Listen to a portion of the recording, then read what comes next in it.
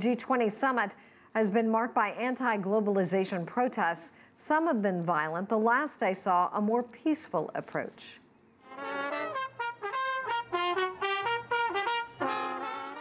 Thousands of people filled the streets of Germany's second-largest city to demonstrate against the G20 summit. The peaceful march came hours after masked rioters clashed with police. They burned cars and looted businesses. Protesters also condemned the overnight violence. I'm joined now by Sourabh Gupta. He's a senior Asia-Pacific International Relations Policy Specialist at the Institute for China-America Studies. Welcome to our broadcast. Donald Trump, as we talked about, was left isolated at the end of the transactions there in the G20 summit in Hamburg. He was the only man standing who refused to get on board with the Paris Climate Agreement. Where does this leave him?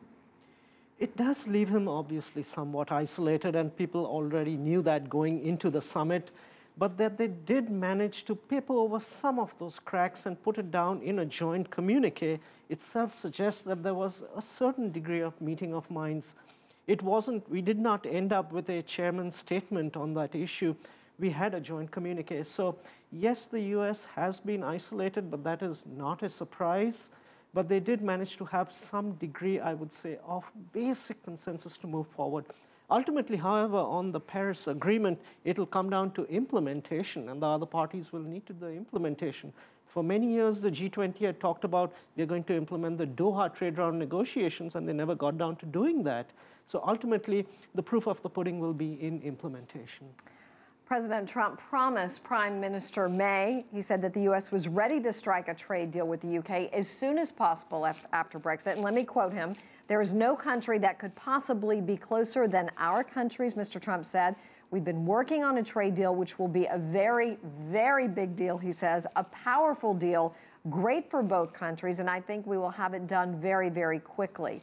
A lot of people were turning to May, asking her why she didn't pressure him more on the Paris climate deal. Do you think she was holding back in some way to get this deal done? Perhaps it could. There is an element of that in it, but I also have a sense that she had a sense of realism in terms of what she could achieve with Donald Trump on the environmental front. Nobody is going to change his view on Paris and US implementation or non-implementation of that agreement, and US going down its own path. And I think she probably made the best of what she could and focused on Brexit, which is a very big deal for the British, frankly, because there's so much turmoil in the way it is playing itself out. The UK is also looking for trade opportunities with China and India. Tell us a little more about that. It's very, very important that Britain try to get as many of these trade liberalization agreements on a bilateral or on a multilateral track as soon as it can, because of course in Asia is the growth center of the world. So the UK wants to be engaged with that part of the world. Think of Australia, which is not really part. It was like Australia is part of many Asia-Pacific arrangements, but it has many bilateral arrangements with many of the individual countries, like with Japan, like with China, and it's trying to do with India.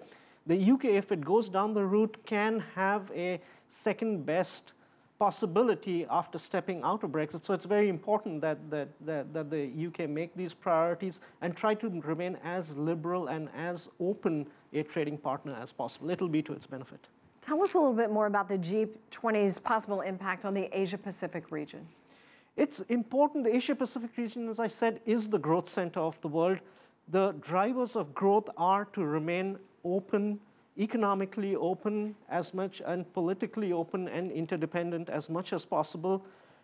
Asia would not want that the rest of the world move towards a more isolationist platform or to a more protectionist platform, because it has, I would say, still decades of growth potential inherent in Asia, and it needs outside sources of growth also to help grow faster. So to the extent, not just for China, but for the rest of the Asia-Pacific, if we can have an open global system and an open international financial and trading system, it can only be to its benefit.